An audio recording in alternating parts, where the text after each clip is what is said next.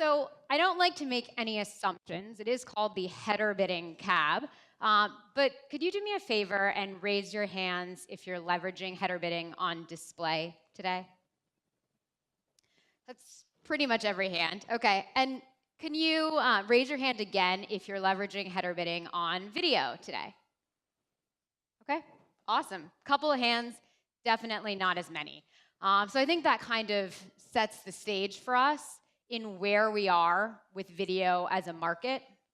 Video has different characteristics, and we can't just apply the same display approach, which is a very advanced and mature approach at this point, to our video inventory. There's also a lot of different stances in the market. Header bidding is not ready for you. It's not ready for your premium inventory. Header bidding is ready. You're missing out if you don't take advantage.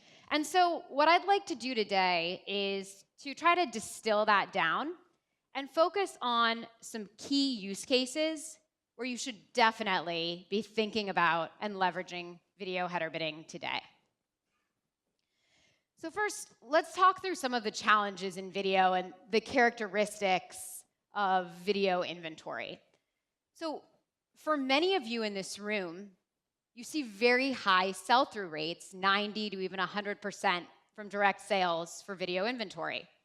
That's fantastic. It's a wonderful position to be in. But it does give us some questions about the best way to apply programmatic there. For a lot of us, we care a lot about our user experience, and we don't want to apply any kind of technology that's going to interfere with me being able to watch my content at the end of the day. I mean, how often are you willing to wait for a video to load? Probably not too long, right? We want to get our users the content that we've paid a lot of money to produce for them, and it's quality content without hurting that experience at all with the latency of a video ad. The business rules are different in video. So a lot of video is transacted over private marketplace, not just on the open exchange. Technically, it's more complicated. We have a video player, and we need to make sure that our video ad stack, ad technology, can actually play and interact correctly with that player to deliver ads to our users.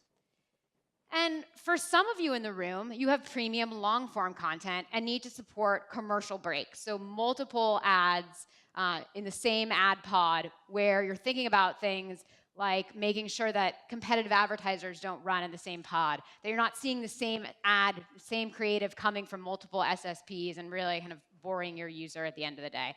So this is the environment that we're working with. It's not easy, but we're going to talk through today how we can address some of these challenges and where we can focus to make the most out of the technology and revenue that's available in video for us today. So I'm going to start by walking through 3 strategies that I've seen, and I talk with a lot of publishers every day. These are things that I've seen working for people in this room today, and suggestions that we have where you can really kind of focus your team's energy. So we're going to propose 3 strategies. Then we're going to talk about how we actually implement that. We need to choose a wrapper in order to make those strategies a reality. And then lastly, we want to see dollars. So we're going to talk about some demand that's out there and specifically a little bit about the Appnexus Marketplace. So let's dive in. So for many of you, especially if you have high sell-through rates on in-stream inventory, you might be looking for new ways to create video inventory. Many of you might not even have video content and might be looking for ways to access video-level CPMs. So we're going to talk about accessing new formats like outstream video through header bidding.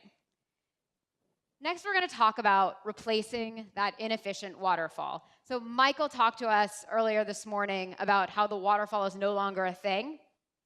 Well, it kind of is in video, I'm sorry to say. And we're going to talk about how we can address that and allow your programmatic SSPs to compete. And then for some of you in the room, it's okay.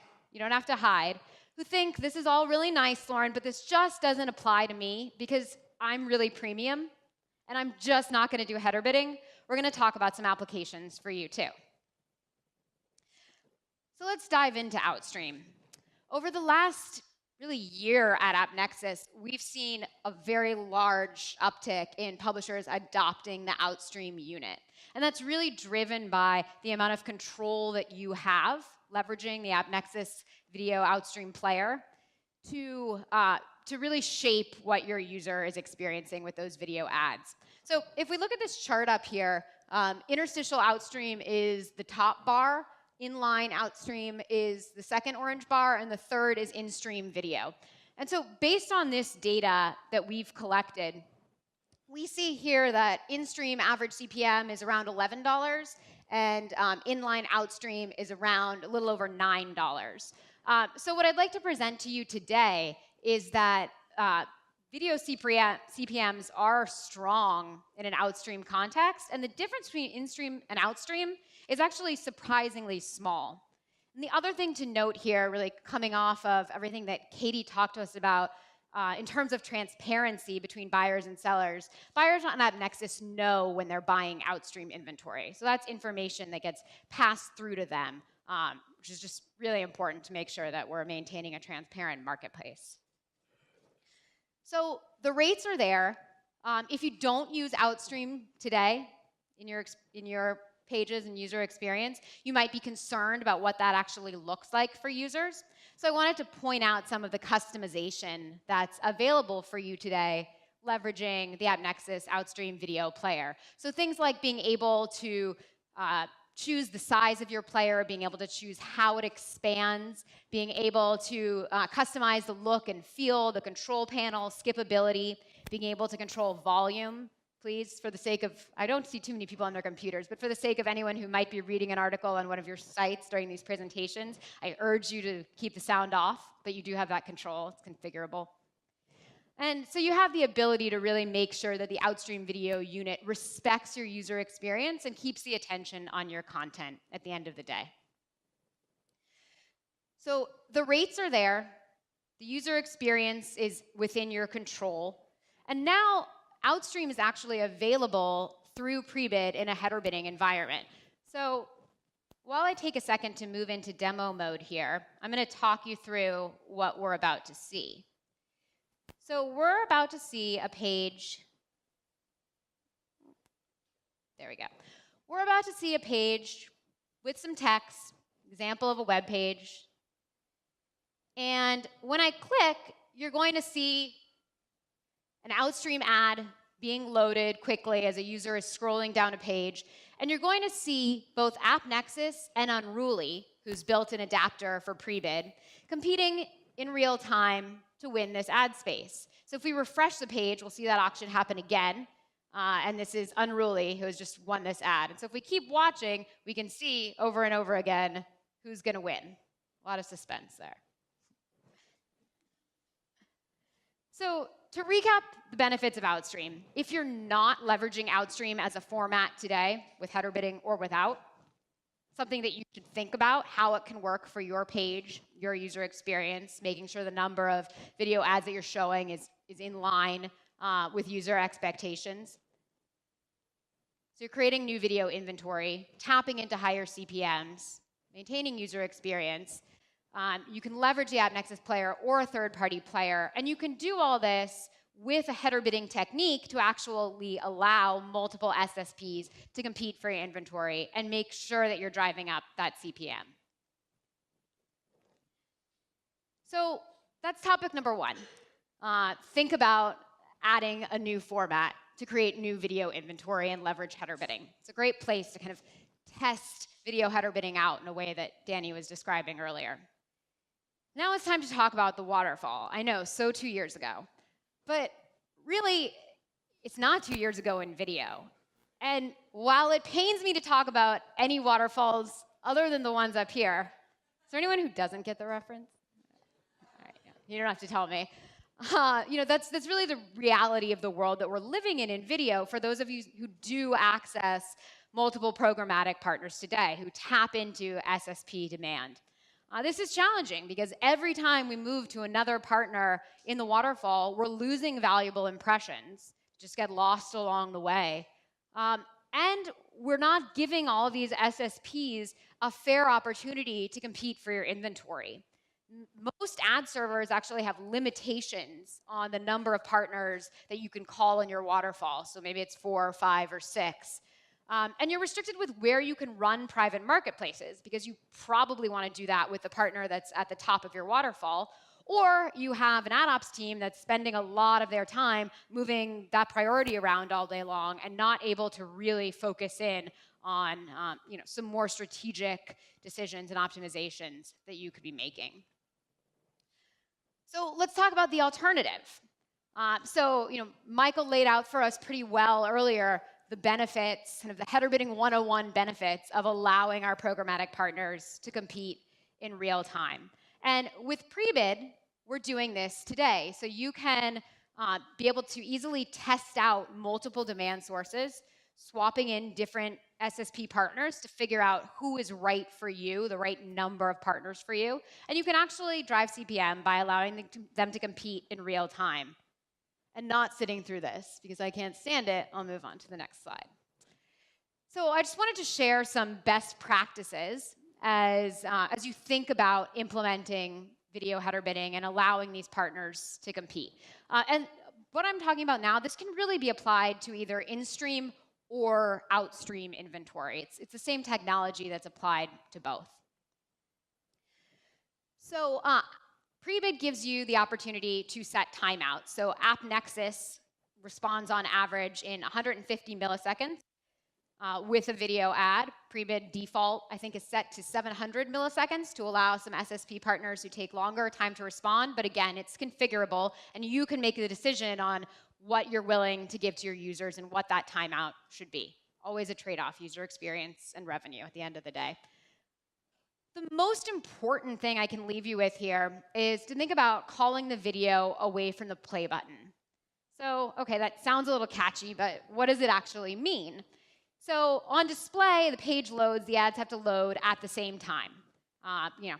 There's no other way around that. You don't want the users to see anything blank. In video, we have an opportunity to actually call a video ad when the page loads, but maybe our video hasn't started playing yet. Maybe the player hasn't loaded yet. And so we have an opportunity to actually pre-cache that video, pre-cache the XML, so that when the user hits play, it's ready to go and the user doesn't have to wait.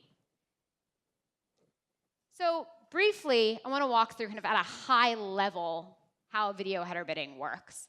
And I mentioned some debate about whether it should be called header bidding if we're using a video player. I think the term header bidding actually still applies, because what we're suggesting to you is that you do use a wrapper on page so that you can protect your latency and make these ad calls before the video actually plays. So yes, there's a lot of components, but at the end of the day, we still start in the header. And just high level, we'll walk through kind of how it works, and we can definitely get into a deeper dive on this later today. We're going to have a video breakout later today, so as you're thinking of questions, I definitely invite you to provide feedback and bring those later on and come and talk with us about video header bidding. So the first thing you're going to do is create your video ad units within the SSP partner. You're going to add those to your wrapper so that you could actually call demand. Relatively simple. Step 3 is when we're talking about the player. We're going to actually interact the wrapper and the player so that those technologies can talk together. And step 4, we're going to set up our line items, just like display here in our ad server, to actually be able to source video ads. So let's take a quick look at another demo so we can kind of see how this works in real time. So I'm about to press play, and you're going to see a video ad start to play that's clearly in this case been called ahead of time, but in real life could be called ahead of time too. And now I've come to watch, I'm going to figure out what movie I'm going to go see this weekend. So these are some trailers. This is the content that's actually playing. This is a playlist environment. So while this trailer is playing, it's actually calling the next ad as well. So it's ready to go. So this is the ad that's been called while I was speaking.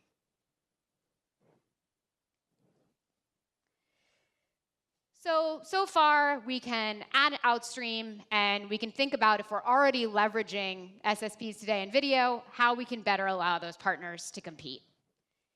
So now this last point is really for those of you in the room who, again, say, this is great. If I worked for a publisher that had this type of inventory, I'm with you, but that's just not me. I'm really, really premium, and we're all direct sold. I get it. I probably watch your content, and we want to protect that.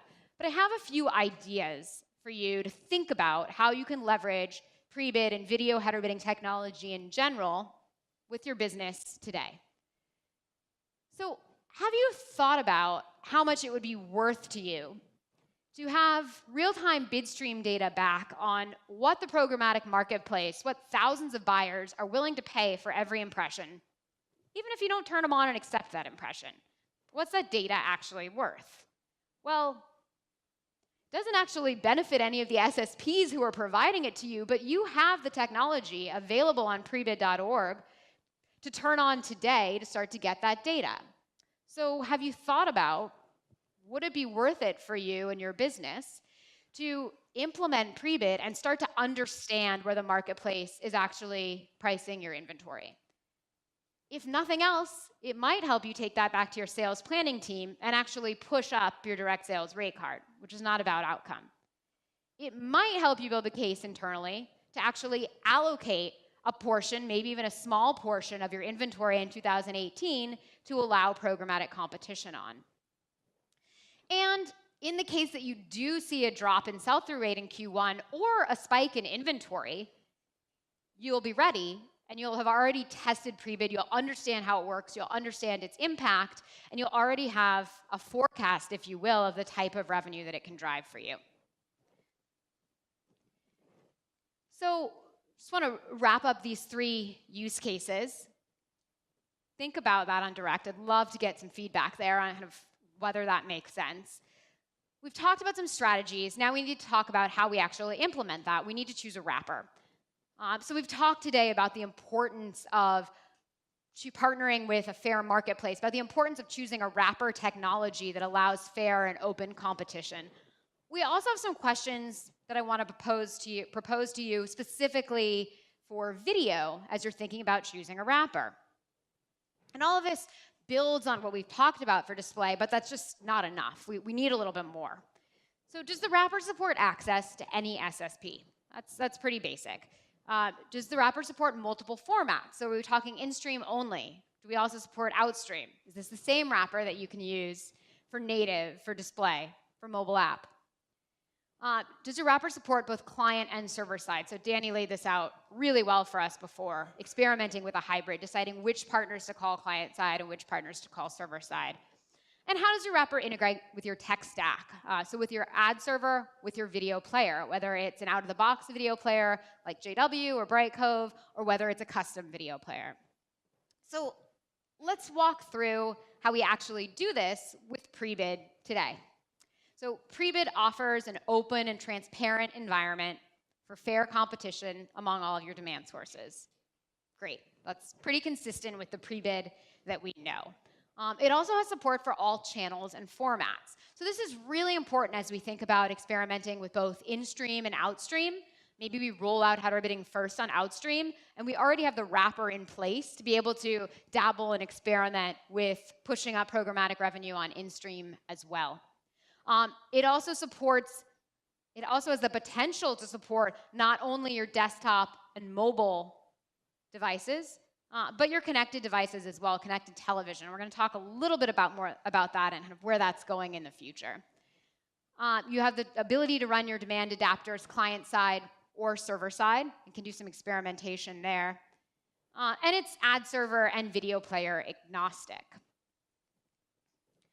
So I mentioned that pre-bid allows you to work with multiple SSPs. This is a snapshot of the 16 and growing number of SSPs who've built adapters for pre-bid today, that's available today. And you'll see Appnexus, you'll see Facebook, you'll see it's a mix between those partners who are already working with pre-bid on display and some video-specific partners who are now understanding the need to be involved and participate in pre-bid and really the future that pre-bid is bringing to the video market. So I've got one more demo for you to show you the use of the ability to use multiple players with Prebid. And this is all available today on prebid.org. And this just shows an example of an Appnexus video ad being called through Prebid with video.js and with JW Player. Same thing applies to a custom video player. So I mentioned connected TV. If any of you were able to join Appnexus Summit a couple weeks back, we had a whole section on connected TV and the future there. Connected TV users in 2017, yep, that's this year, 2017, reached 170 million. And that's on deck to grow by over 10 million users in 2018, and more after that, of course. And so the benefit that Prebid gives us here, already being available and ready for us in a server-side environment, is to really be able to innovate. Again, Danny laid out the focus on innovation for us really well, and Prebid gives us the foundation to be able to do that. And so as we invest in connected television and ability to monetize that long-form content everywhere it lives, you'll be hearing a lot more from us about the applications of server-side header bidding there in 2018.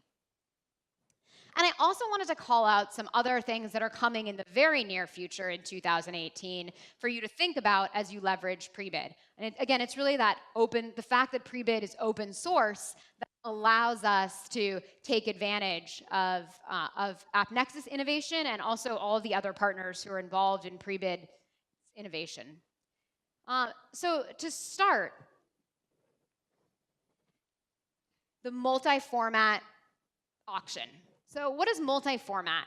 Multi-format is the ability for you to call both a display creative and a video creative in the same auction and have those compete in real time so that you can serve the format that's going to drive the most revenue for you. It also can help to increase fill rather than having a solely video unit. So this is available on Appnexus Outstream today, and we're currently working on making it available in a Prebid environment as well. We like to call it the super auction. Pretty super. So in addition to innovating in Outstream and the super auction, we've been working on building a default Prebid renderer for Outstream. So that means that you can still leverage the Appnexus video player, but if you're looking for something different, you also have the ability to make a choice there and use a player that's built directly into Prebid to render your Outstream video. And lastly, Prebid support for ad pods. So leveraging VMAP, applying this Prebid technology to actually be able to support long-form content. Okay, so we've covered the strategies, we've covered the wrapper. Now let's talk a little bit about the Appnexus Marketplace as a way for you to actually bring in demand on video today. So Appnexus has seen tremendous growth in the last couple of years.